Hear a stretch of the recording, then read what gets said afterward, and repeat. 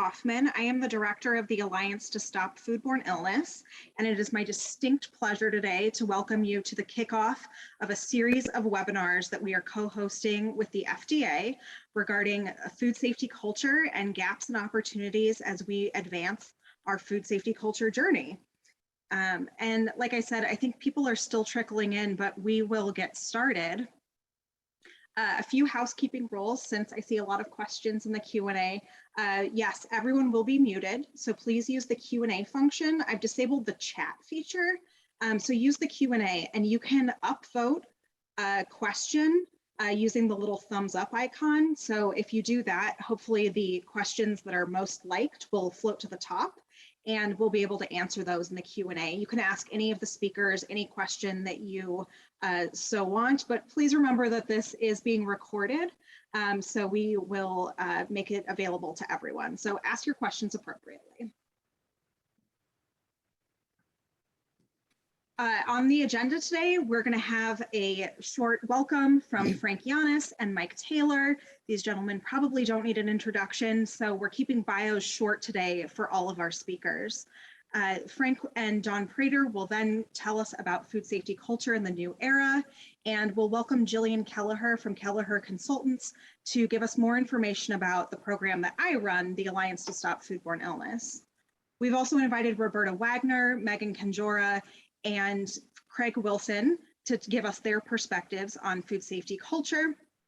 And then Conrad Choiniere and I will talk about some challenges and opportunities in food safety culture, and then get to all of those Q&A questions that you have put into the Q&A box, remember, not the chat. And then we'll have a little wrap up from Frank Yiannas and Mike Taylor, our co-hosts for the day.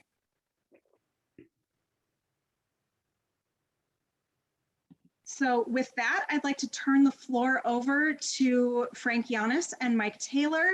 If you gentlemen will start your cameras, thank you, and take it away.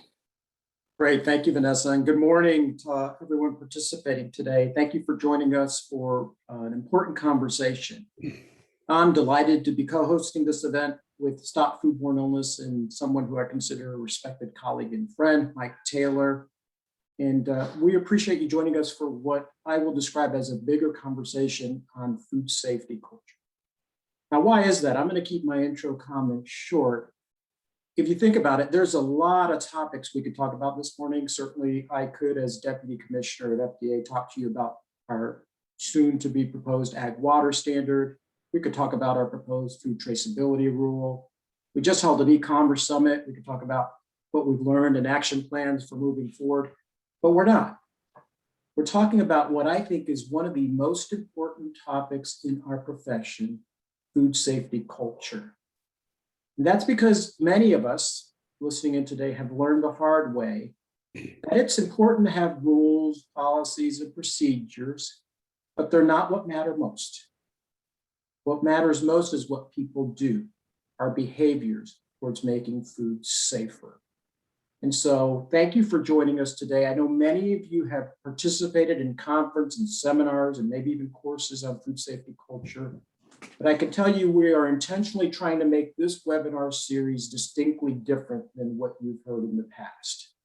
What we want to do is not do a basic refresher or approach food safety culture as a slogan. What we want to do is really arm you with new insights on principles of organizational culture and human behavior, and new tools that you can add to your toolbox that will result in safer food so that consumers can live better lives. And so looking forward to today's discussion. With that, I'll turn it over to Mr. Mike Taylor. Thank you, Frank. And I just want to say how pleased I am personally and in my role with Stop Foodborne Illness to be co-hosting this webinar and to be collaborating with FDA on this webinar series. I wanted to just take a brief moment to remind people of what Stop Foodborne Illness is, because it's very central to the whole theme of food safety culture. I think many of you are very familiar with Stop, 25 years of experience with Stop as a voice for people who have had serious foodborne illness experiences personally or in their families, people whose kids have been hospitalized or even died, families disrupted by serious foodborne illnesses. And STOP has come forward as a way for these people to voice their concerns, which really are concerns that go to the heart of this webinar topic, which is how do we strengthen certainly public policy, but also the culture within which public policy and industry practices and scientific understandings of food safety are applied. So the vision of STOP is straightforward, and it's one around which I think we can all share. Vanessa is going to put that up any second now. But it's a world without foodborne illness. That's the vision that I think we can all come together around. It's why we care about food safety culture. And STOP's mission, STOP's contribution to this is to be a voice, as I indicated, of people affected by illness. But collaboration is really at the heart of what STOP is about. And again, that's why we're involved in the Alliance to Stop Foodborne Illness, which you'll hear about from Vanessa and Gillian. But we do advocate for food safety policies. We worked on FSMA with this community, industry people, public health people, government people. But we're very much focused now on facilitating culture change to increase food safety. And again, that's what the Alliance is all about, as you'll be hearing. I want to just highlight the collaborative nature of our board, because this sort of epitomizes what STOP is really all about. Ben Chapman and Mary McConaughey Martin are co-chairs. Ben's at NC State University. Mary's son had a serious illness associated with raw milk. She's joined by two other constituents, including Mary Heersink, who is actually one of the early founders of STOP, whose son was seriously injured in an E. coli outbreak, and Amanda Creighton, whose son was seriously injured in a salmonella in poultry outbreak. You'll also recognize familiar faces from the food industry. Craig, of course, Wilson, Gillian Kelleher, both participating in this program today, and Ore Hernandez from Wendy's, all food safety leaders in the industry. Very proud to have Dr. Patricia Griffin on our board at CDC. And then joined by Joyce Williams and Rob Swenson, people from the private sector who bring tremendous organizational expertise and financial expertise to our board. So the point of showing this is to thank them, of course, but also to say that STOP really is focused on bringing a community together of diverse people in this cause of a world without foodborne illness, grounded in strong food safety cultures. I will finally mention Mitzi Baum, who was our CEO of STOP, who joined STOP just a couple of years ago after 20 years of leading food safety at Feeding America. We're thrilled to have her leadership along with the great team at STOP. So with that, I will hand it back to Frank. And again, just thank everybody for participating. I see on my screen, we've got over 1,300 participants actually in this webinar. I think that's a stunning demonstration of the commitment this community has to collaborating on food safety culture, and we're all grateful for that. So thank you, Frank. Thank you, Mike. Okay, well, let's get started. We're going to have a good and productive day. Many of you have heard me talk about food safety culture. In fact, I like to say it's been the passion of my life's work for many years in the private sector, at the Disney organization, and then at Walmart. Maybe you've read a couple of the books I've written on the topic. I feel it's that important. And I do teach a graduate level course at Michigan State University. And I share that in humility. But today you're going to hear a perspective from the other side of the fence, from Frank Yiannas, from the public sector, because it's just that important. And you'll hear what FDA plans to do to continue to build on food safety culture, which started under FSMA and now is continuing under the new era of smarter food safety. But it's not just FDA. I am really moved by what I've seen, this evolution of food safety culture throughout the years, and we're at a very different place. As we've said by the title of this webinar series, it's not any longer being addressed as a slogan or a communications effort alone, but more as of a legitimate subset of our discipline or profession. In fact, it's just not FDA. In October 2020, the Codex Alimentarius Commission of the United Nations revised its general principles of hygiene to call for food businesses to establish strong food safety cultures, recognizing it as a fundamental role or function of any food hygiene system. That's pretty powerful and persuasive. There's more. The European Commission followed in suit in March of 2021, incorporating food safety culture as a new chapter in their regulation on food hygiene. And we see other countries across the world also sharing an interest. If you could just go back to my title slide, please. For us, we've said that this is a central component of FDA's new era of smarter food safety. Many of you have heard about our new initiative, which builds on FSMA. The goal of the new era of smarter food safety is to, once and for all, truly bend that curve of foodborne illness, which we all know, unfortunately, hasn't changed much in the past 2 decades. But we're committed to bending the curve, and we will bend the curve, but we have to use new and creative approaches. You've heard me say that the new era of smarter food safety is people-led. It requires men and women like the 1,300 that are participating today by webinar. It will be FSMA-based for us, continue to be on the important FSMA landmark rules and regulations that will guide how we do our business. And it will be technology-enabled, but it's so much more than technology.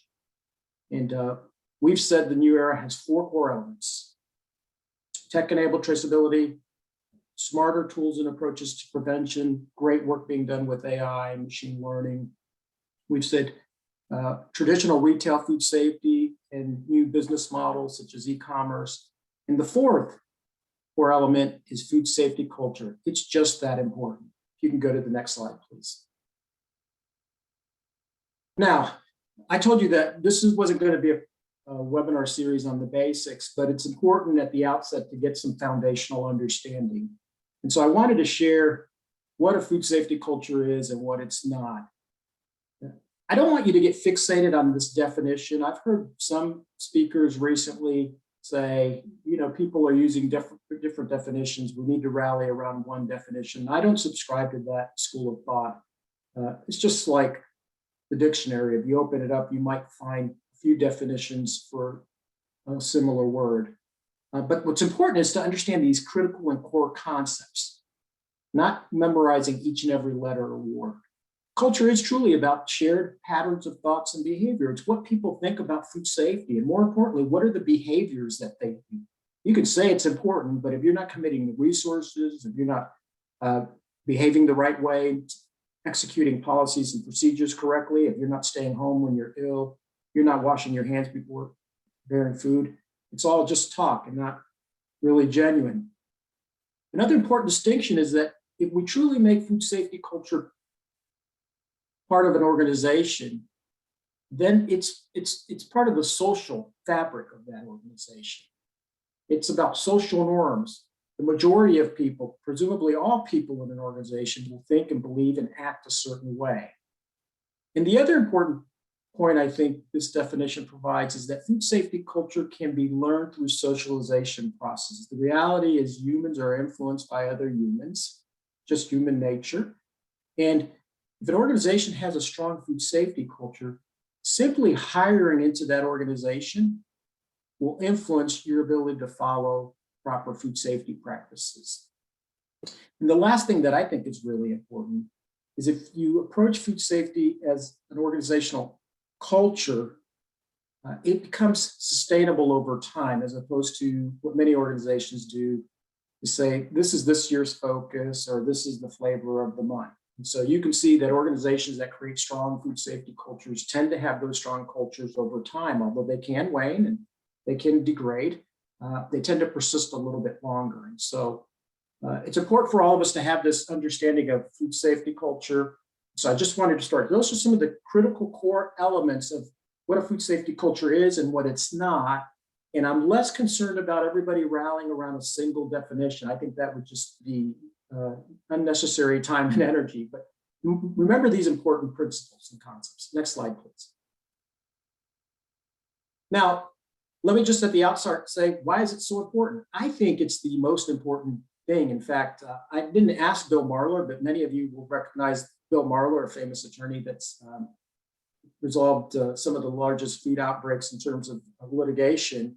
And I asked Bill once, and he told me, of my 30 years in the profession, he says, I've never investigated an outbreak that wasn't the result of a poor food safety culture. He believes that every single lawsuit that he's filed stemmed or originated from a food safety culture. I want you to pause and think about major catastrophic events like you see here, like the BP oil spill, or General Motors ignition switch failures, or the shuttle disaster. when our country rallies around these important catastrophic events, assembles the smartest men and women in our country to investigate how in the world could these happen and what can we do to prevent them from happening again, what do they always conclude? They always conclude 100% of the time that the root or underlying issue that allowed these tragedies to occur was organizational culture. You see, in the BP oil spill, clearly the report talked about the effectiveness of the materials used, sand and concrete, but the real headline was a culture of complacency that allowed bad decisions to happen. If you look at the General Motors ignition switch failure, Congress called people in to testify. You see parents there tragically showing pictures of the vehicles that their loved ones died in. You see, that report didn't really focus on the electrical engineering of those ignition switches. Clearly, that's very important. But what they focused on was a culture of silos that didn't allow the right information to get to the right groups in that organization to make smart decisions. And if you think about the NASA disaster, many of you have heard me speak. I specifically can remember, I can quote a sentence in the NASA report that said, the NASA organizational culture had as much to do with this accident as the foam insulation material on the booster fuel tank. You see, culture is always at the heart of catastrophic events. It's cultures that allow these types of things to occur. It's the hard sciences, but it's the soft stuff of organizational culture. You can go to the next slide, please. And I would like to subscribe or challenge the group. I think that it's at the heart of many, if not most, of the foodborne outbreaks that we are involved with and investigating. I'll just draw a few classic examples. The PCA outbreak, one of the landmark outbreaks of our time, largely instrumental in mobilizing groups to sweep in food safety modernization. Shortly after that outbreak, I can remember in frustration seeing trade groups publish papers that talked about salmonella's ability to survive in the low moisture food. And for me, I thought, they're missing the boat. I think most relevant microbiologists knew that salmonella could survive in peanut butter. There have been other outbreaks of salmonella in peanut butter. We knew salmonella could survive in low moisture foods. And I would say that that outbreak had as much or more to do with that organization's culture than it did salmonella's ability to survive in low moisture food. Think about the melamine crisis. Do you think that was just about the chemistry of being able to put melamine in a food product, in this instance, infant formula, or dried milk so that it appeared higher in protein content? Or do you think it had to do more about a culture that allowed people to take those types of actions without pausing to think about the consequences it might have on human health? And I would go as far to say, if something that you might think is more scientific and technical, ice cream manufacturer, being involved in an outbreak of listeriosis. And you might say, well, that was novel, Frank. My goodness, we never expected listeria and ice cream to be an issue because the pathogen can multiply. This was an organization that had been in existence 108 years and declared they had never had a problem or a recall, 108 years. I don't know about you, but when somebody comes to me and say, I've been in business 108 years and I've never had a problem, I get worried, because I think that leads to an organizational culture of complacency. What happened in this instance, in my view, is that the world around had changed. We had discovered whole genome sequencing. We had been able to distill and find needles in the haystack and find illnesses that presumably previously hadn't been undetected. And you could see maybe you get a little bit complacent, 108 years of existence, and not get really worried about potentially having listeria in a plant, in a product that wasn't presumed to be potentially a source of listeriosis. And so I like to say food safety culture is really critical and central, I think, to most of the matters that we as food safety professionals are dealing with. Next slide, please. And so if you ask Frank Yiannas to define food safety culture, I'm sure FDA has a fancy definition. We have a lot of lawyers. Codex has a fancy definition, but my favorite definition of food safety in general is just food safety equals behavior. And it's impossible to advance food safety and get better at preventing foodborne illnesses without getting better at influencing organizational culture and human behavior. It's just impossible. If you think about somebody using a cutting board, cutting raw chicken, and then using that same cutting board to cut leafy greens for a salad. What is that? Most food safety professionals tell me that's cross-contamination. And I say, wrong answer. That's a human behavior. If you think about a food processing organization that needs an intervention to reduce microbial loads, but they're unwilling to invest, what is that? Ultimately, that's human decision, human behavior, maybe leaders in that organization not being convinced that they need to make the investments to be protective of consumers. And so at the end of the day, all food safety improvement involves this human element, human decision-making and human behavior. Next slide.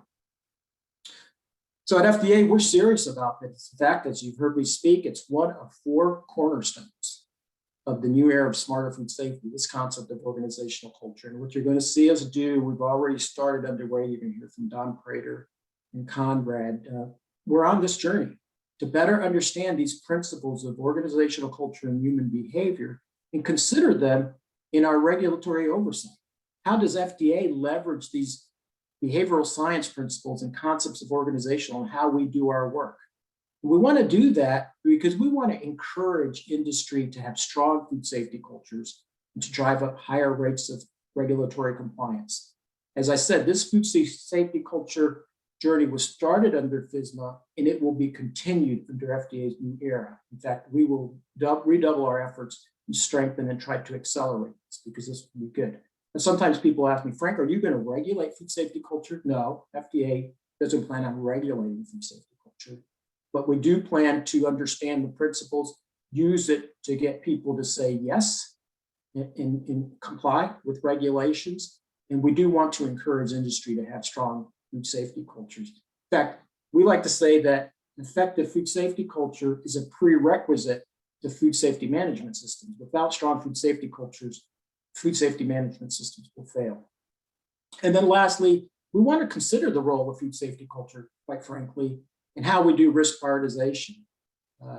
We have challenges just like many of you that are in the private sector. You probably have a lot of suppliers, a lot of ingredients, a lot of establishments, and you want to make sure that you're focused on those that need your attention the most. And as we move into this new era where we're using additional data sets and insights to do risk prioritization, food safety culture could be, I believe, one of those factors that we use to evaluate where we send our resources. And so with that, I'm looking forward to today's conversation. More importantly, I'm looking forward to this webinar series. You can go to the last slide. But I believe that working together, we can create a safer and smarter food system. We often say food safety is a shared responsibility. Well, thank you for joining us because working together, we will create a safer food system. We will bend the curve of foodborne illnesses, and we will provide safe and available food so that consumers worldwide can live better lives. Thank you. With that, over to you, Don.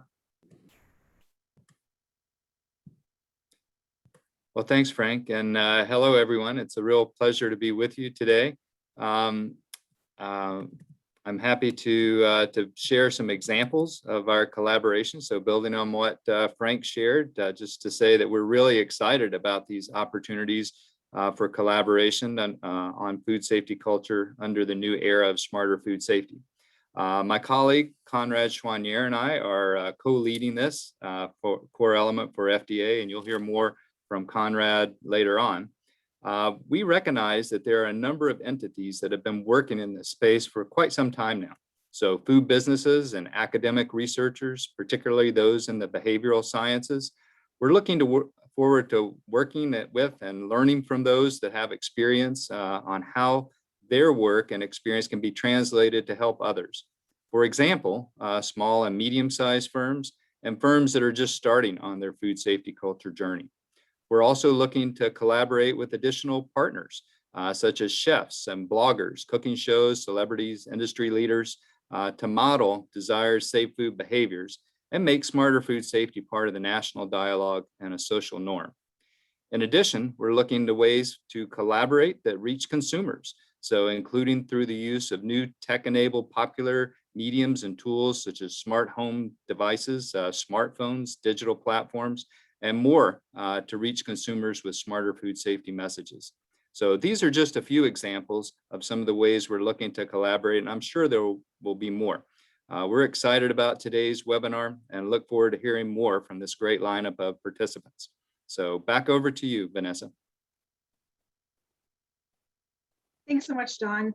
Like I said, I'm the director of the Alliance to Stop Foodborne Illness, but really what makes the Alliance special are all of those who are participating in advancing our food safety culture within their organizations and throughout the supply chain. So rather than give my take on the Alliance, I thought you all might want to hear from someone who's been with it since its inception, Ms. Gillian Kelleher. So Gillian, I turn the floor over to you. Thank you, Vanessa. Hello, everyone. I'm pleased to be here today to provide an overview of the Alliance to Stop Foodborne Illness. My involvement with Stop Foodborne Illness on behalf of Wegmans Food Markets began in 2013, and I was invited to join the Stop Foodborne Illness board in 2017. A bit of background. In 2015, Wegmans organized a symposium for their private label suppliers. That year's theme was listeria control. Expert speakers were lined up from industry, academia, and supplier partners. Since Wegmans wanted to convey the impact of what happens when things go wrong, they reached out to Stop to see if there were listeriosis victims who might be willing to share their stories. 3 Stop members agreed. They each made a YouTube video and sent them on to Wegmans to use. Their personal stories were powerful and demonstrated how foodborne illness affects those involved. It makes things very real when you hear what happened to those people and their families. Many suppliers came up afterwards asking if Wegmans could share the videos with them for their companies to use, and they have been shared a number of times with Stop's permission since then. I've been involved with the Alliance to Stop Foodborne Illness since the idea first came up.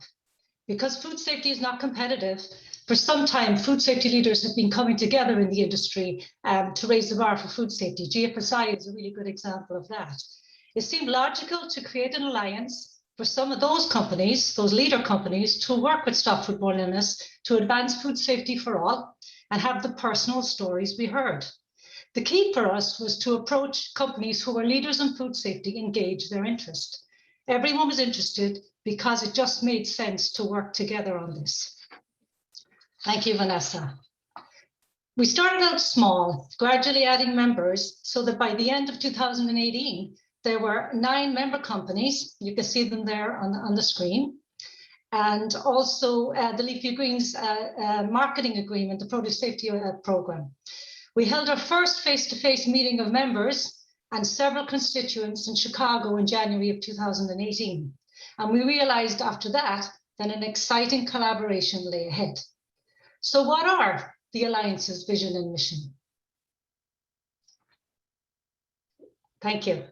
The vision that conveying compelling personal stories about the impact of foodborne illness becomes a norm across the food industry to motivate people at all levels to do the right thing every day to make food safe.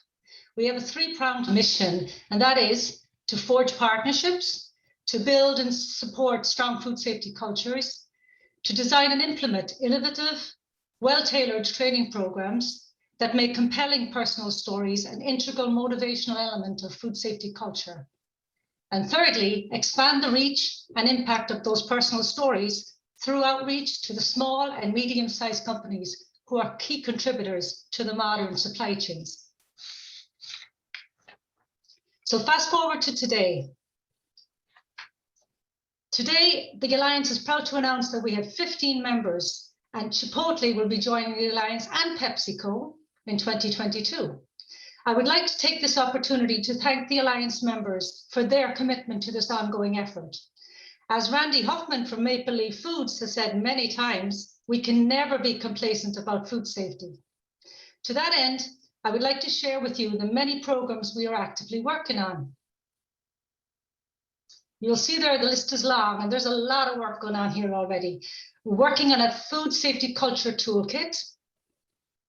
We're working in partnership with a lot of stakeholders on recall modernization. We have an Adopt a Family program underway. We're working on customized videos. And last week, Maple Leaf Food Safety Symposium took place, and graciously Maple Leaf allowed STOP to co-host that symposium. It was very successful, and sincere thanks to Randy Hoffman for that. One of the early requests that the Alliance members identified was the need for a video for the C-suite to communicate the importance of food safety for consumers. Now I would like to share with you the outcome of that work. Here is the Alliance to Stop Foodborne Illness C-suite video. Thank you.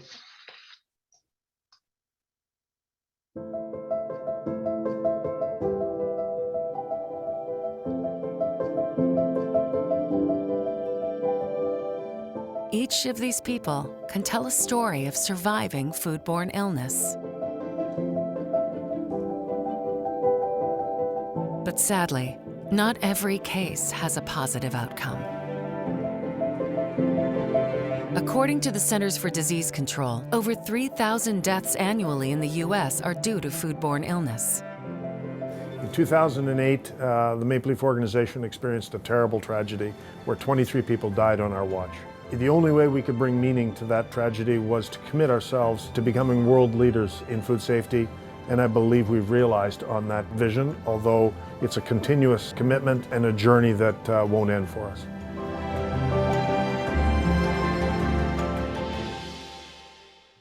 Stop Foodborne Illness, or simply STOP, is a national nonprofit public health organization dedicated to the prevention of illness and death from foodborne pathogens.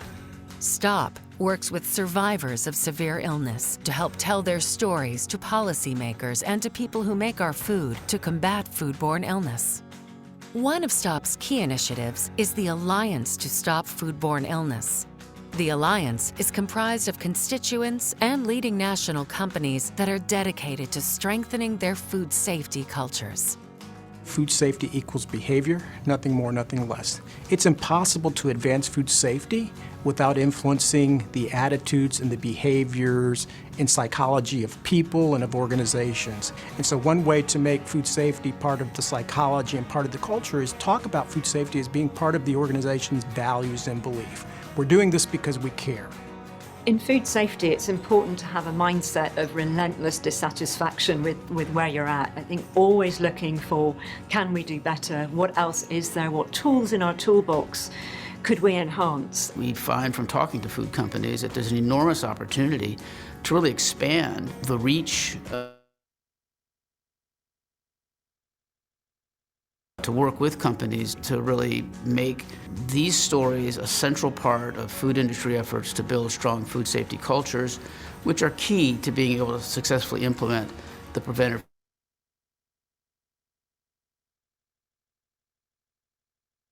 Years old when I contracted E. coli 0157H7. The doctors told my family that if I didn't die, that I would be physically and mentally handicapped from all the toxins running around, particularly in my brain. Well, by all accounts, I shouldn't be here. I shouldn't be walking and running and talking and doing all those things. It's a miracle that I'm still here. The Alliance has really put a face on food safety and let us realize that behind every one of those numbers or statistics, there's a human face, and that food safety is about real risk to real people. The Stop Foodborne Illness Alliance helps us protect customers by providing us the opportunity to work with our industry partners, STOP constituents, and those who've been personally affected by foodborne illness. It was several years ago that I had the opportunity to sit down with people affected by foodborne illness, to talk to parents who had children that were affected by foodborne illness. And that, to this day, has a lasting and daily and hourly impact on what I do day to day out at the farm. I will never forget those stories. And the work the Alliance is doing is trying to push that message, trying to get us all to understand that even though we get busy in our day-to-day operations, that we have to remember the people that have been affected by foodborne illness. I think the Alliance to Stop Foodborne Illness is so important because it really brings awareness to our people who cannot let up for 1 second in being vigilant about food safety. Providing safe and affordable food to our customers is one of the reasons we continue to be successful, and it's critical that we maintain a food supply chain that's transparent, effective, and safe. The Alliance will directly connect our business leaders, operations, and food safety teams to the customer safety impact of their daily operational decisions. The STOP Alliance plays a role of providing a platform for collaboration amongst the industry and sharing best practices and innovation going forward. So, I encourage all leaders in our industry to participate in this initiative. I'm really interested in how other companies are leveraging these stories and utilizing them to gain the hearts and minds of associates. The Stop Foodborne Illness Alliance is engaging at the different levels to try to figure out, well, what are the needs? What are the best practices to be shared? What are the vehicles we can use? That is in itself, that's even exciting because we're all around the same table and we're all having these conversations working together. I am amazed by the courage that our constituents have to share their story, as painful as it may be, to really impact our current food safety net and to try to have an impact on our food production in this country. I've been so honored to work with the Alliance as a survivor. I think the work that they're doing is so important, and to be able to have a voice to share my story is incredibly impactful for me, and I hope that it'll be impactful for other people. Although the Alliance is off to a strong start, we need your participation and commitment to strengthening your culture of food safety. Join the Alliance today and help us stop foodborne illness.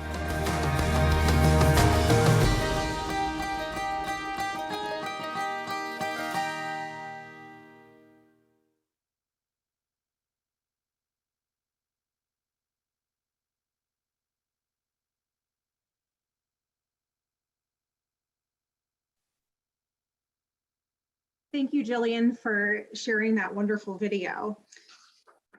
And now I'd like to welcome Roberta Wagner, Megan Conjora, and Craig Wilson to join us to give another insight on food safety culture.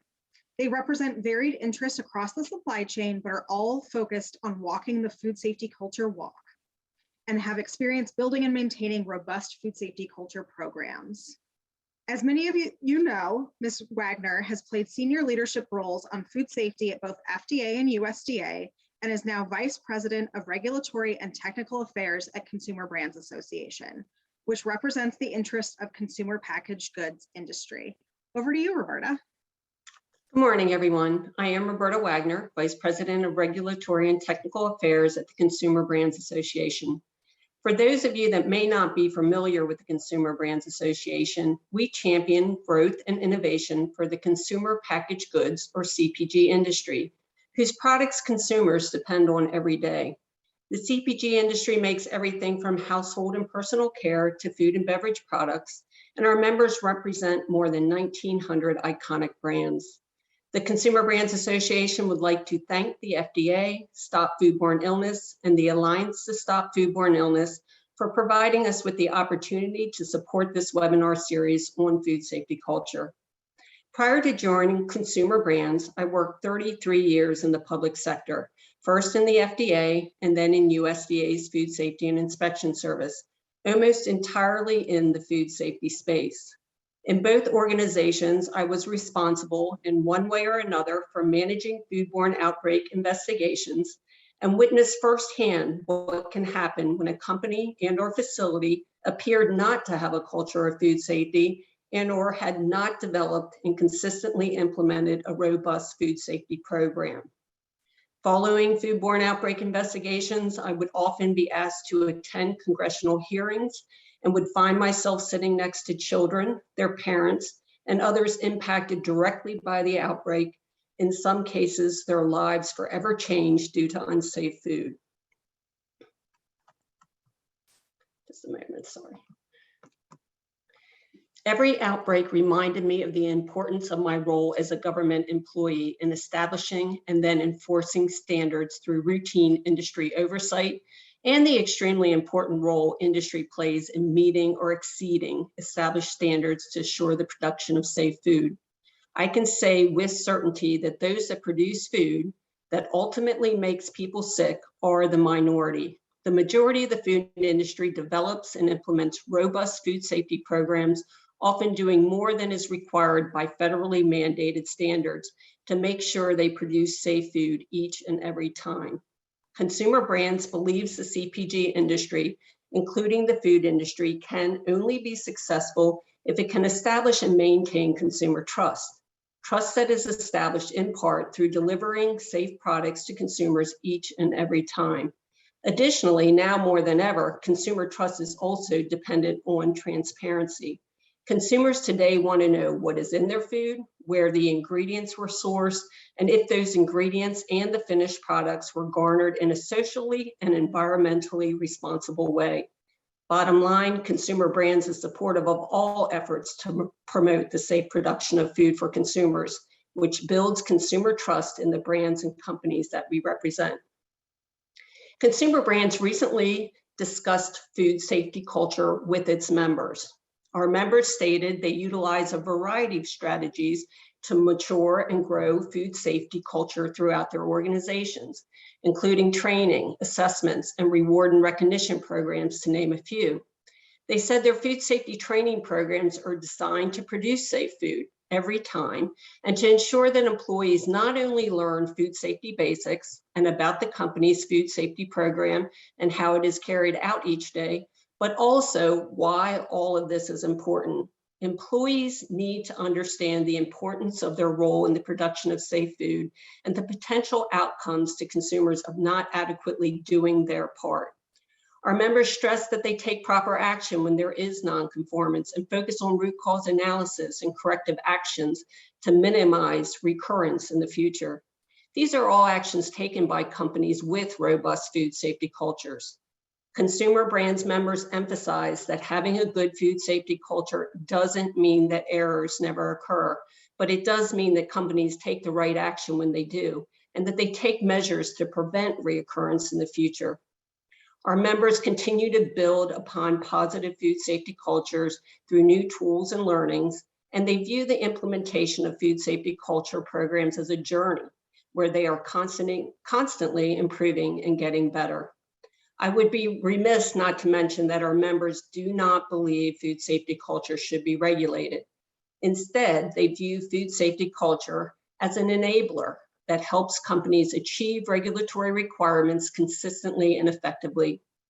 Consumer Brands is very excited about the work of the Alliance to Stop Foodborne Illness and its efforts to bring together STOP constituents, leading food companies, and other like-minded organizations and stakeholders to find innovative ways to impact food safety and prevent foodborne disease. We have supported this work in several ways. Specifically, Consumer Brands assisted with building out the agenda for this food safety culture webinar series, and we are working with the Alliance to develop a food safety culture toolkit for small and medium-sized companies and recommendations for the modernization of recalls, building on the FDA's new era for smarter food safety blueprint. Consumer Brands believes the Alliance is unique because it is the only group that is bringing consumers and the food industry together to specifically advance food safety culture across the supply chain. There is no other group like the Alliance, focused on strategically sharing the motivating stories of foodborne illness survivors and their families in support of food safety culture programs in the food industry. The collaborative nature of the Alliance to Stop Foodborne Illness is grounded in shared common goals of industry food safety leaders and consumer advocates that believe it is possible to prevent foodborne illness through best practices, continuous improvement, and strong corporate food safety cultures.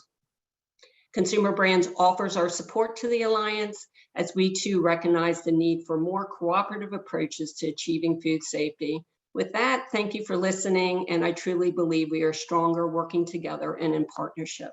Over to you, Vanessa. And actually, I think we should turn it over to Ms. Megan Kanjora from the Hershey Co.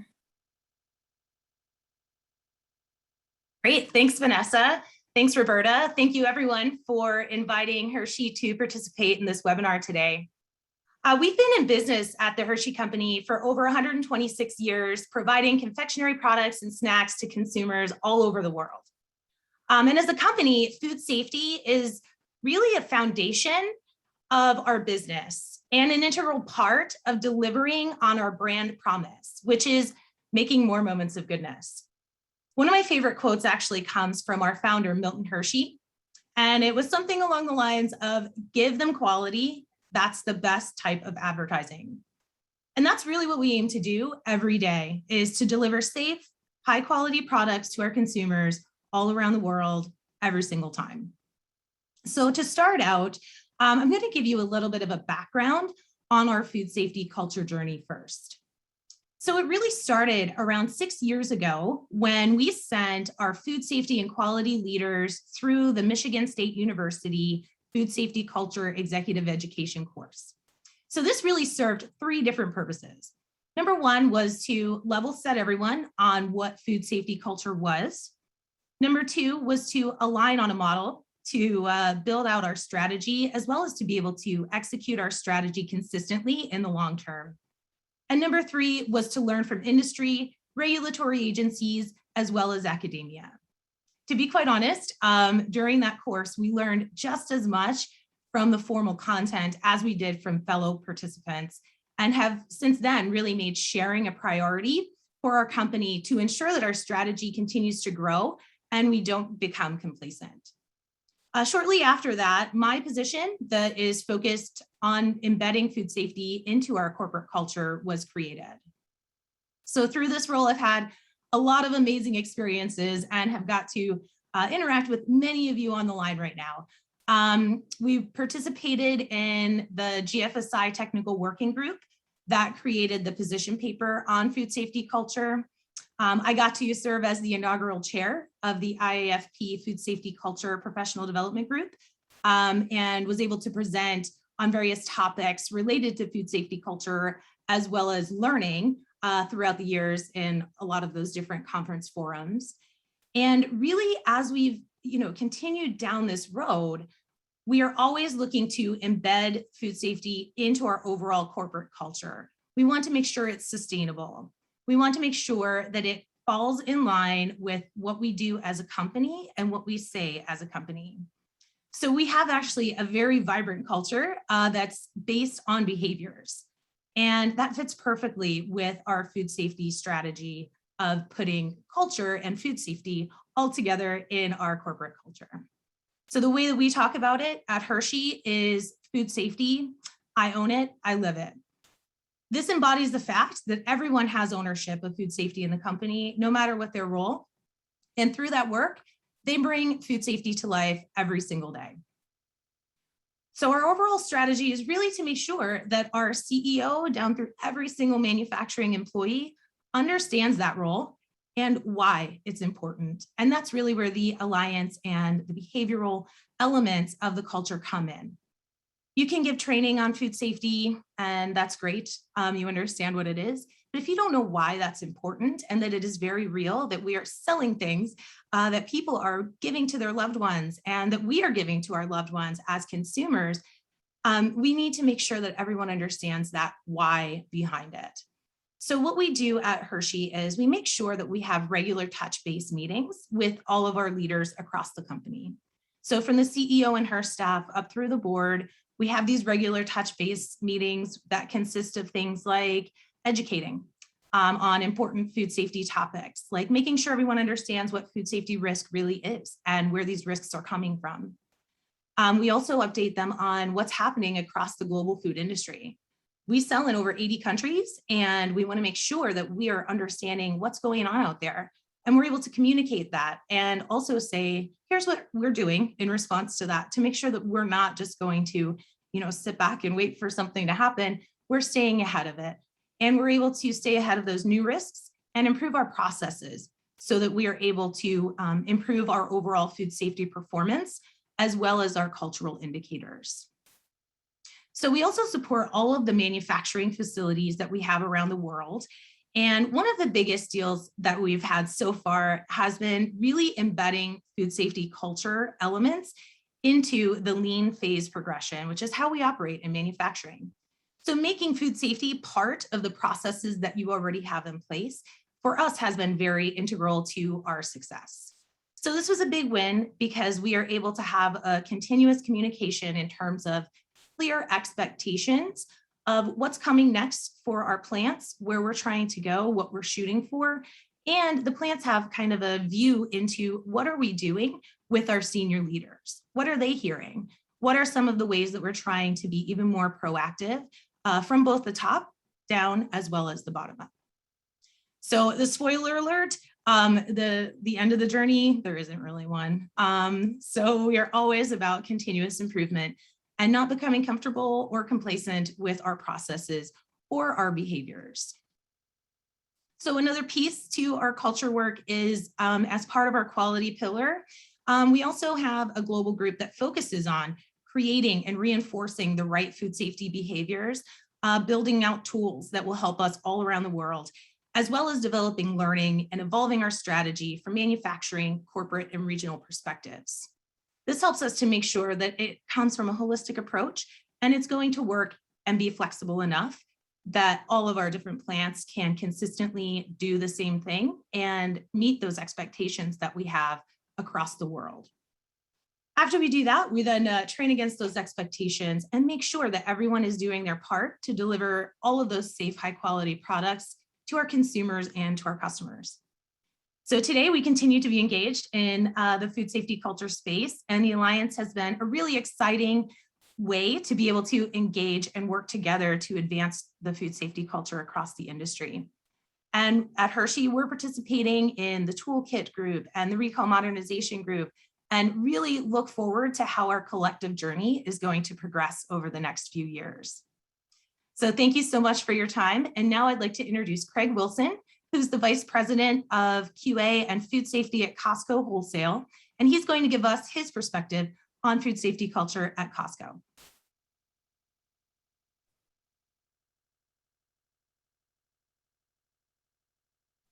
I think you're up, Craig. Okay, unmuted. Am I good? Perfect. Okay, so I want to thank everybody within the Alliance for asking Costco to be here. Gosh, my history with folks that are on this call goes back many, many years, and I'm just so proud to be with them and share a little bit of what Costco has done over the years to expand its thought process when it comes to food safety culture. Interesting discussion, to say the least. So I'm going to blow through some things. I think we have questions that are going to be asked at the end. But one of the first things I get to ask, I know there's 1,400 people now or above that are on this webinar. One of the things I've always asked is, I'd really like to figure out how many of you are Costco members, because each and every Costco member is critically important to us. And usually we have people stand up and jump up and raise their hands and do all kinds of stuff, but you don't need to do that. So let's get into food safety culture at Costco. You know, we've got a mission statement for our groups, the groups that I'm honored to manage, that says, quite simply, we're going to promote continuous improvement in product quality and food safety systems for the benefit of our Costco members and our suppliers. Now, that's all well and good, and I think everybody needs a mission statement, but what makes this mission statement go is you've got to have a guiding premise. You've got to have a premise that says what you really, how are you going to get there?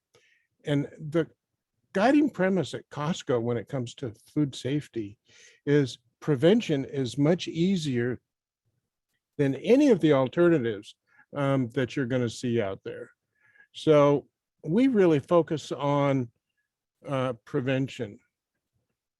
So at Costco, we have to take a global perspective within a consistent framework when it comes to food safety and food safety culture. So we, like many others, gosh, I started this well over 24 years ago. We're divided into different legs on a stool. So we've got food safety training, food safety operations, quality assurance, lab testing for quality assurance and food safety. Many, many years ago, I got this crazy idea about doing food safety audits at retail. And then one of the things that's most important that I would impress on everybody is working with regulators. Work closely with regulators. They're there to help. And when I look at these 4 or 5 things, that's what makes up the culture of food safety at Costco. And you go, oh, okay, well, big deal. How do you get that across? We take a global cultural approach because each country we work in is very, very different culturally, aren't they? Each country you work in is very, very different. But you know what? They're all the same when it comes to food safety. That's kind of one of the fun things we get to look at. Now, foods in some countries are going to be considered safe when we in our culture here are going to consider them marginal or unsafe. It doesn't make them wrong.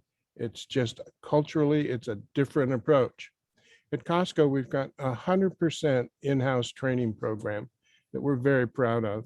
It's approved by NEHA, NSF, and ANSI, but it's our program. It's a program that's focused on what Costco does.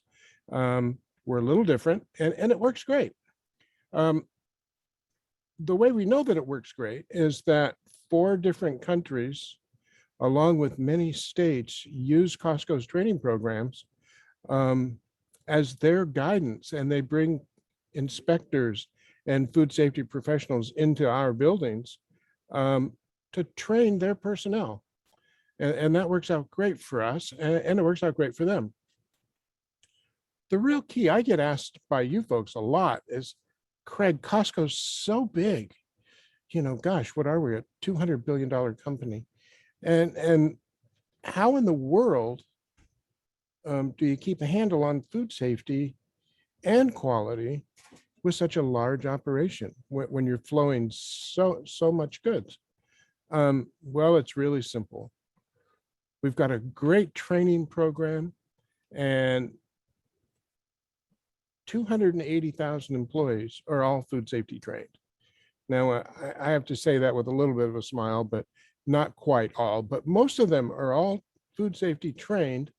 And when you're hired at Costco, you go through an orientation that you're trained on food safety from the very first day.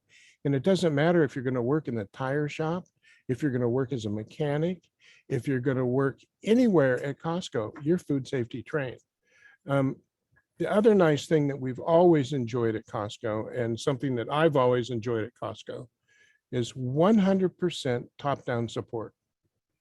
And you've got to think about that when you say 100% top-down support. That's not only all of our most executive operators, including Craig Jelinek and down, but also the board. If you don't have that, you need to develop it, because it's going to hurt you if you don't have it, excuse me. So we have food safety operations in all of our buildings and all of our plants. And we've got a wonderful group of folks that do nothing but travel to these buildings every day and look at food safety in the buildings. They look at training in the buildings and making sure that not only is everybody up to snuff with required training, and that's Costco required training, not regulatory, but also helping them with problems they might have in the buildings and working through with them. And we also, this group provides a safe harbor position that people are comfortable going, or they're comfortable calling me and going, hey, Craig, such and such happened last night and we didn't catch it. What should we do now? We provide a safe harbor to help them solve those kind of problems. We take care of all the member complaints and inquiries, and all of this helps develop this wonderful empowerment for your employees. We think communication is critical in this whole empowerment position. I want every employee to feel they're empowered to fix a food safety issue.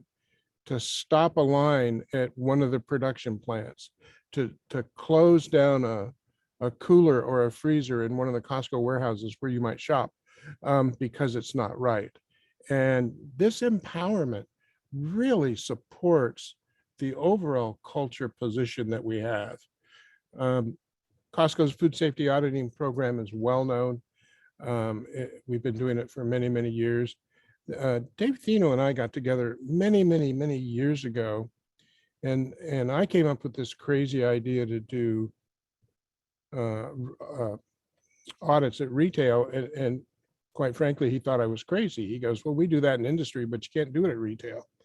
Well, we started it, and gosh, it works great today. And you can see that all of the retailers are doing food safety audits for their items. And these audits are going to be developed based on what a particular retailer or supplier might need. I don't think any two audits should be the same. I think they have to be looked at, reviewed, and worked with the folks that are actually doing the work.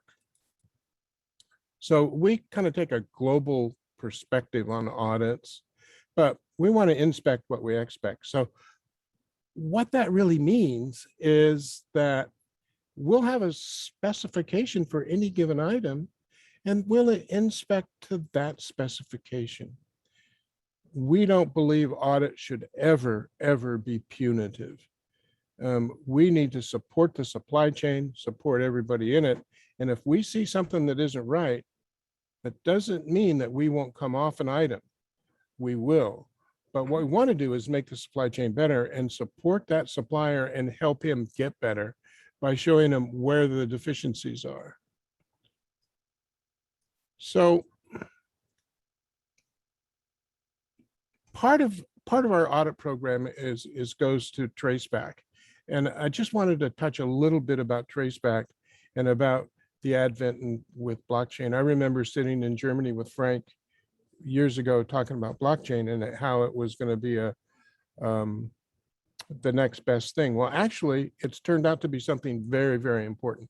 But even beyond that, now we're looking at these consolidated data hubs that are translating data for us and really bringing things up to speed.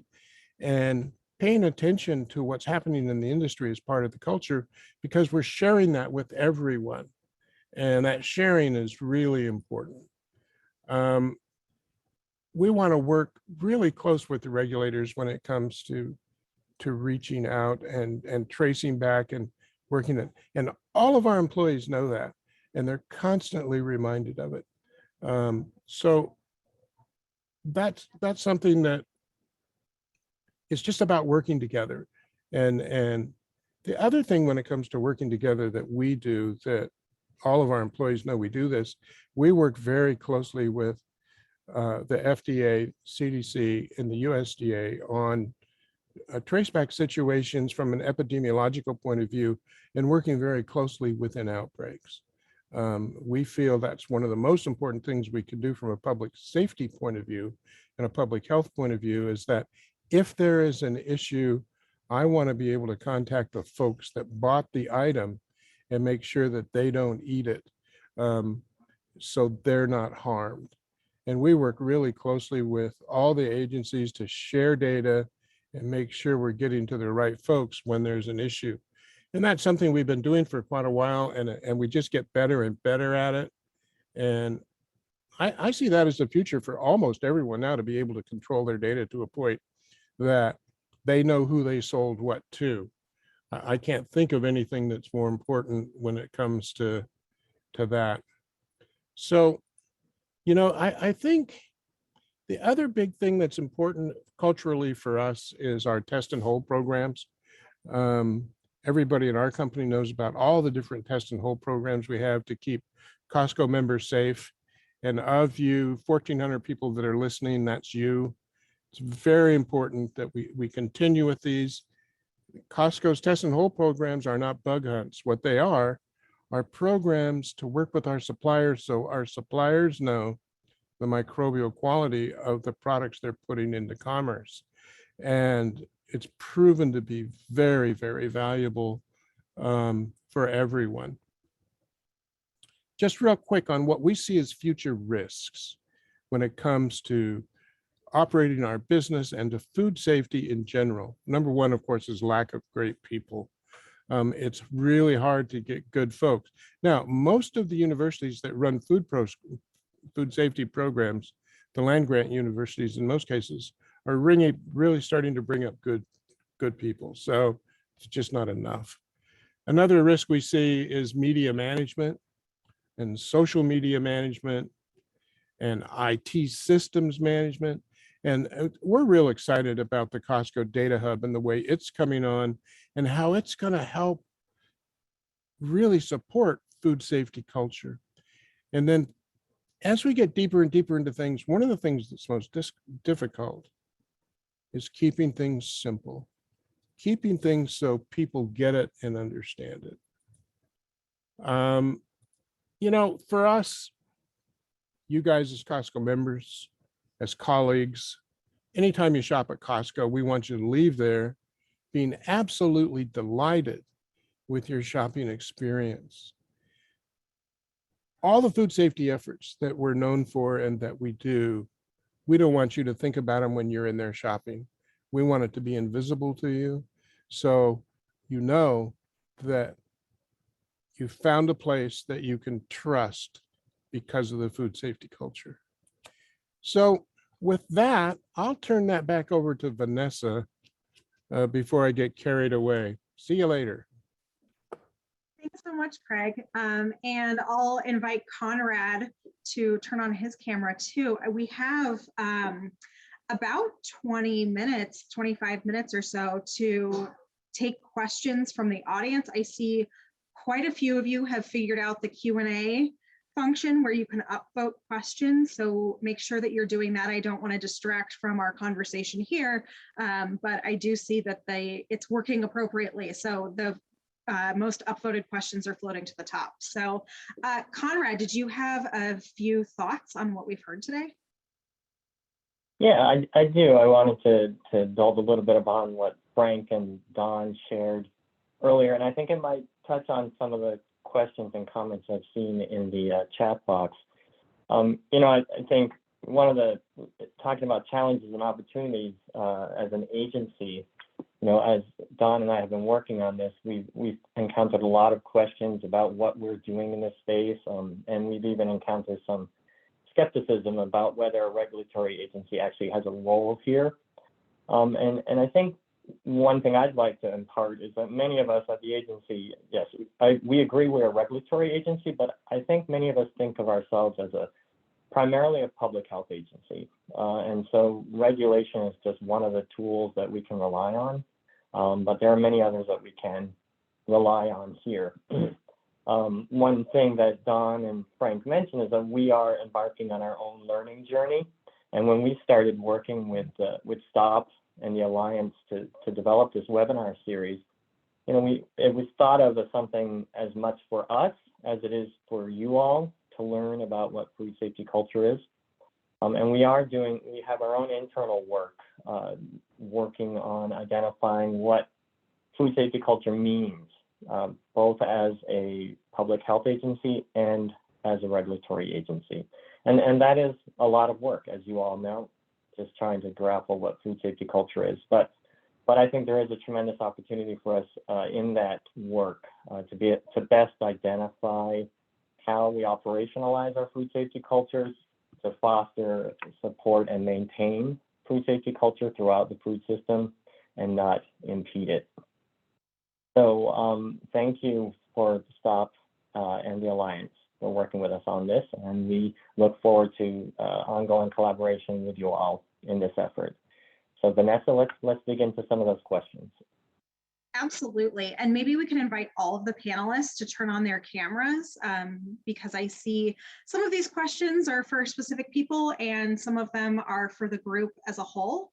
And it looks like the most popular question this morning is from Scott Osborne, who asked, does the FDA have a point of view on how organizations can measure their food safety culture? Anybody want to take that? I'm happy to start. It's a great question, and I think that's what people are jumping to as we mature in this conversation about food safety culture. People want to jump to, can it be measured? Is it objective and not something that's so soft and subjective? And I can tell you with absolute humble authority that the answer is yes, culture can be measured. Organizations have been doing this through their HR departments all over the world for a long time. And we've seen the interest in trying to measure food safety culture. There are numerous tools now emerging, different service providers that are providing them. And so there's a variety of tools available today. I can tell you that when I was in the private sector, I personally used a food safety culture survey of tens of thousands of Walmart's employees. And after we did that survey, I can remember having one of my team members say to me, Frank, here we are as a national retailer. Craig, we did audit every single store every month.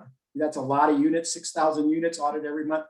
But what we said, and what this person said to me is, Frank, we learned more about Walmart food safety through a culture survey than we did through monthly audits of 6,000 stores. That's pretty insightful. It gives you different insights. It's just another metric. So there's a lot of tools, but I think we have to work together to refine them, because I think some are better than others. And I think collectively, maybe through STOP, we can build tools for culture measurement, food safety culture measurement that are a little bit more credible. And so choose wisely. The other thing I would say is you have to use judgment on when you want to measure. Sometimes people want to try to do a food safety culture survey or measurement early in their food safety culture journey. Sometimes people don't want to do it. Sometimes people say, hey, measurement is something that comes a little bit long, further down into the continuum. We want to work on our values and beliefs and making sure that food safety culture is linked to it. We want to work on education and training, which you heard Craig emphasize. We want to develop some communication, because communication and culture are two sides of the same coin. And then we want to measure. So you need to use some thoughts into just measuring. A measurement in and of itself isn't going to change things. I like to say, hey, you can get on a scale and weigh yourself. That doesn't mean you're going to lose weight. So just be thoughtful about it. But I do believe we're heading down the path where we're going to develop some concrete approaches on how to better measure food safety culture, but it can be done and can provide useful insights. Anybody else want to weigh in on culture measurement?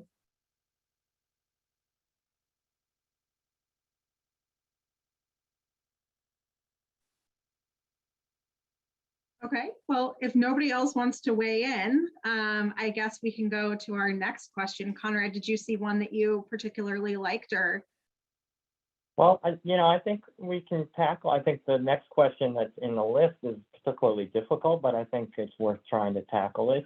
I have some thoughts on it and would love to hear others, but talking about how these movements in food freedom and cottage food production, and that seems to be eroding food safety, and seems to reflect complacency among the U.S. public and lawmakers. And how do we address this? I think there is a role here for the social norms. I know that Frank has talked a lot about this, as we, in thinking about the more conventional industry, if we can increase the food safety culture, strengthen that food safety culture so that it appears that, hey, everyone is doing this, could be helpful here. But one other element that we are working on within food safety culture is consumer education. And these could be issues that we could tackle within consumer education, making them aware more about, I'm not sure if we can teach them about food safety culture, but there are some concepts about thinking about, well, where are you getting your food from? Can you trust the food that you're getting from those individuals? Raw milk has been a perpetual challenge. I'm not sure. We continue to look at ways to try and tackle that. But this is something I would love to hear from others on the panel, if there are thoughts about this and whether or not there's more than consumer education that we can do here. Yeah, I can start. I think you're spot on with the consumer education. I think around the raw milk issue, I was right in the midst of this when I was at FDA, and now I'm on the other side. And the more I started sitting down and thinking about it, people don't remember why we pasteurize milk, and maybe it's as simple as getting the information out again. You have a generation that occurred before that generation, and do they really understand how safe that milk is that is in their grocery stores? So just explaining to them some basic food safety mitigation strategies, and pasteurization is one of those, kind of educating the public on that. I think it is very difficult. I think FDA did a good job. They, whenever a state was going to pass legislation, they would send, at least a little bit of a diatribe as to why that's not a good idea. But there's 26, 27 states that now allow raw milk. So it's just, that's a difficult one to me. But I do believe consumer education, and we have to remind ourselves that some of this generation, the couple of generations that are out there now, weren't around when we were tackling some of these big food safety issues, like you need to pasteurize your milk. One of the things, I think Roberta's spot on, Conrad, but the other thing, where beyond consumer education, how about seller education? How about the folks that are selling this stuff understanding what they're selling? I think there's a problem there too that is out there, and we've seen it at some of the local farmers markets and such. And it's not that those folks want to make people sick, it's that those folks don't know. And I think there's an opportunity from an educational standpoint there to work with the sellers of these goods, because they're getting into the consumer's hands some way. And the consumer has that responsibility, but I think that the guy selling it has an equal responsibility.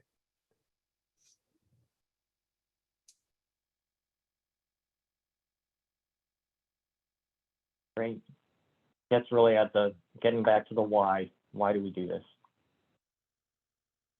Vanessa, you want to take the next question?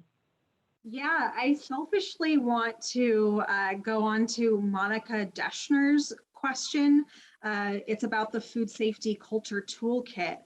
She says that we are small and medium-sized business and have issues with resources on how to measure food safety culture. And Megan Conjora and I are a part of the Food Safety Culture Toolkit Working Group within the Alliance, along with a bunch of other members.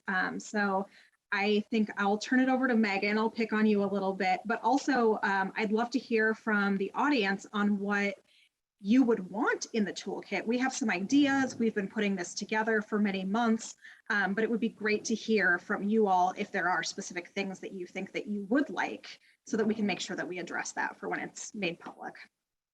Megan? Great. So one of the most exciting ones that I'm working on right now, as part of the group, I'll selfishly start there, is really a tool that helps all of the locations that you might have, or your one sole location, be able to talk about food safety culture and understand all of the different programs and different things that you do every single day through your work, and how those contribute to the culture of food safety at your different locations. We're working on a little bit of an executive summary to be able to help understand and inform everyone about, and be able to clearly communicate across the board what those different activities are, and how those behaviors and execution of those programs impact culture and build on that in a positive way. Another, I'm trying to think of what it would be called. It's really helping to build out a positive recognition system for food safety. So that's one of the biggest challenges in, I think, all food companies, is you want things to go right, but no one really celebrates when things go right, right? So it's hard to say like, oh yay, we didn't have an incident today, versus, hey, there was an incident and now someone came to fix it, so let's celebrate the person that came to fix it. It's kind of reinforcing the wrong types of behaviors, right? We're reinforcing the kind of knight in shining armor that comes in to fix a problem, instead of recognizing those folks who are preventing the problems every single day, and it doesn't need to get to that point. So we've been working across the board with all of the member companies as part of that group to be able to get more of those proactive type tools out there, and some really great ideas have come from the member companies, but would love to hear, and Vanessa, please chime in on the other things that I might not be completely directly involved with. I don't want to miss anything, but would love to hear the feedback from those on the line of what other types of things are needed in this space. Yeah, I think you touched on all of the important parts, Megan. We still haven't gotten the toolkit completely finalized. So if you do have ideas for things that would be helpful, please put them in the Q&A. And I did notice in the Q&A, lots of people have been asking if this presentation will be made available for those who might have missed it today or those who want to rewatch it. And the answer is yes. We're recording it, like I said at the beginning, and we'll make that available. People are also asking for slides. We hadn't talked about that yet. So Frank, I'll let you be the decider if people can have the slides. Absolutely. Okay, wonderful. So yes to all of those questions that have come in. Conrad, did you want to pick the next question? Sure, and you know, I'll follow your lead and be selfish here. I went down a little bit further in the list because there was someone who asked a question. It was specifically to Craig, but I would like to open it to the whole panel because this is something we've talked about internally, is this idea of safe harbor. You know, having some way of sharing data or sharing information, either within your own companies to help. You know, as Craig said, hey, we did something wrong here. What do we do to fix it? You know, there could be a model for that as a regulatory agency, and we would need to figure out how we could establish that type of a mechanism. But it'd be great to hear from others that maybe have experience with this, or Craig, if you have more to share.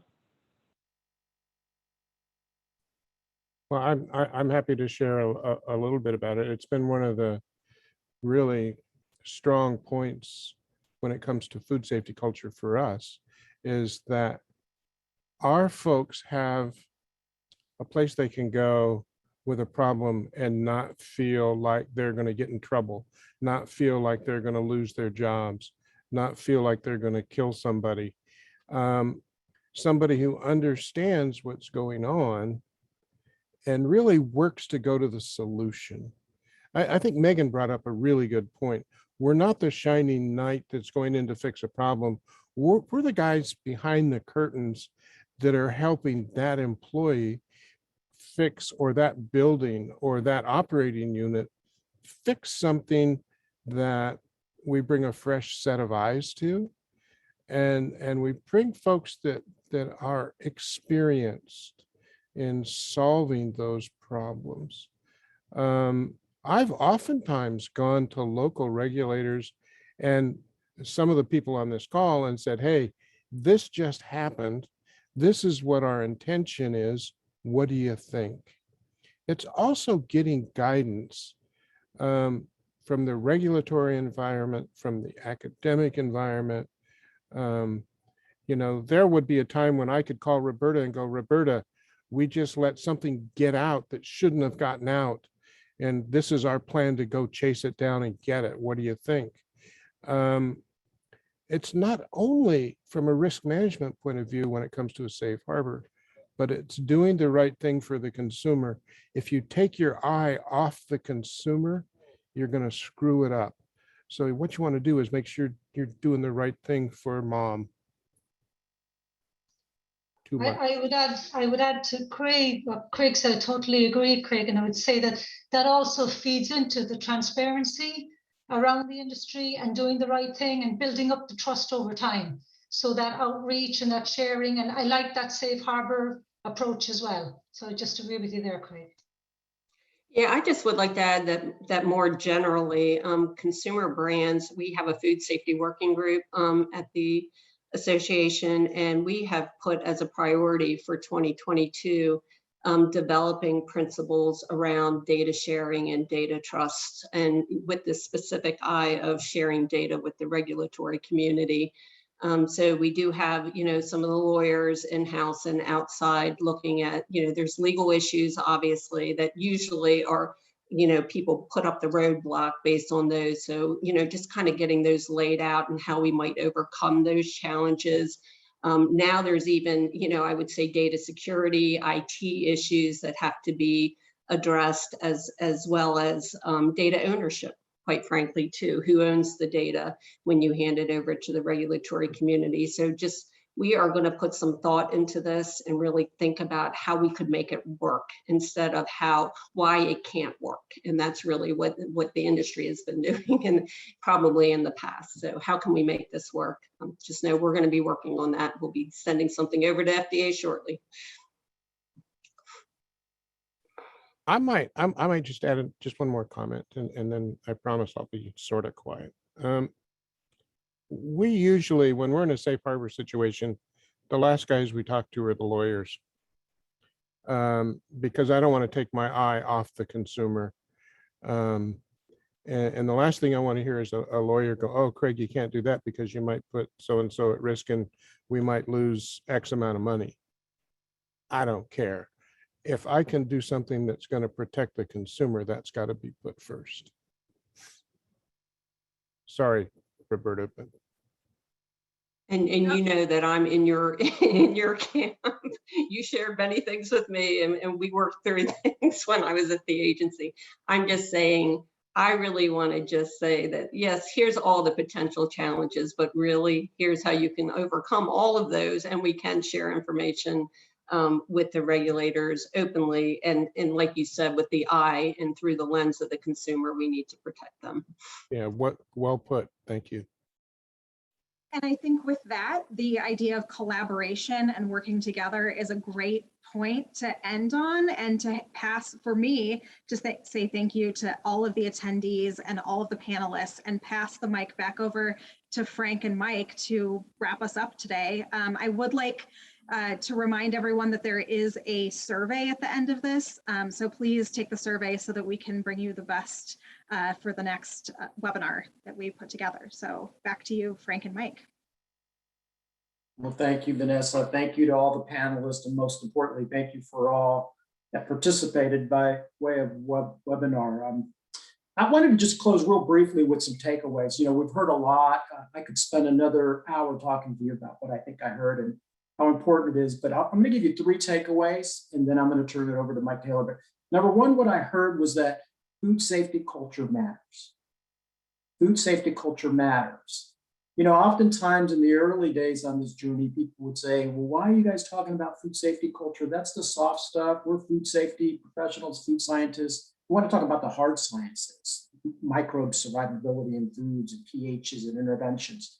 But I think what you've heard from all of this group is what we know too well. It's the soft stuff that's the hard stuff. How do you influence human behavior to do the right things at the right time? Because we're never going to have enough food safety professionals in every establishment at every point. And you heard its importance from FDA, from Consumer Brands Association, from reputable brands that we trust, such as Hershey's and Costco. We heard GFSI mentioned, IFP, the European Commission, Codex. Listen, if all of these organizations are talking about food safety culture, it's because they figured out that this matters and that we just can't advance food safety using our traditional approaches. The second thing that I heard, and I saw some of the questions in the chat box, is that a food safety culture starts at the top and flows downward in any organization. But I don't say that so you can use that as a crutch. You heard Megan talk about their CEO. You heard Craig talk about their leadership and being that tone at the top. But we all have a responsibility, and many of us are not CEOs. We're mid-level leaders. And by learning some of the tools that you're going to learn in this webinar series, you're going to be able to coach and influence up and sideways. And so food safety culture starts at the top, but you have a role in strengthening that food safety culture in your organization. And then the last thing I heard is that, you want new tools. You want new tools in your toolbox. You want to know, I don't want to approach food safety culture just as a slogan or a campaign. The reality is, I believe that food safety professionals have used too few tools in the battle against foodborne disease. We've used inspections, we've used testing, and we've used training. While they're all important, at the end of the day, they might not be enough. I love this quote that says, if the only tool you have is a hammer, you're going to see every problem as a nail. And the goal of this webinar series is to arm you with new tools to really influence and change organizational culture and human behavior. Megan, I'm glad that you're working on a toolkit, but you know, there's tools such as the principle of commitment. It's a proven behavioral science principle. And if you use that principle of commitment, I see Megan nodding, you're going to dramatically change your ability to get other people to say yes. There's the principle of likeness. Maybe you shouldn't be the one on the food safety training video for your organization or team, but maybe you should pick somebody that does the work, somebody that people can relate to. There's the principle of social norm. Let me tell you, I've failed on this one throughout most of my career. We would do a video on hand washing, and I'd show how to do hand washing the right way one time. If you leverage the principle of social norm, you create a video that shows many different employees in your organization hand washing the right way, so that people, when they view that, they say, listen, everybody else is doing it the right way. This must be the social norm. That would be much more effective than showing a video with only one person to do that. We hope through this webinar series that we're going to give you those types of tools that you can pull into your toolbox. I'm going to close with this. I'm motivated, Mr. Taylor. We had 1,400 people on this. And what my mind went to is this principle of 3 degrees. How many of you know what that means? It's not whether a hamburger is cooked fully or not. It's about human behavior. 1,400 people. It's about us changing human behavior, and human behavior can be changed 3 degrees. At 1 degree, that means if all of you on this call today go out and influence 50 people, we now have 70,000 food safety culture champions. If they in turn reach another 50 people, we now have 3.5 million food safety culture champions. And if they go out and influence another 50 people, we've now influenced 175 million people to do food safety the right way every day. We're starting a movement. This is not the end. This is the end to the beginning. And we look forward to hearing from you and seeing you on our next webinar. Mr. Taylor. Thank you, Frank. And I just want to close with just to underscore this theme of collaboration. You know, nobody makes food safe by themselves. It takes collaboration within companies, between companies. Critically, it takes collaboration. I think our experience has taught us across sectors, industry, government, consumers. You know, we're all in it together. And, you know, I see collaboration, the willingness to do that in ways that may take folks out of their comfort zone to be itself an indicator of the food safety culture. And because collaboration is difficult and it's all so easy to stay within our zones and in our lanes and do our thing. But I'm just so grateful to everyone who's involved in this webinar series.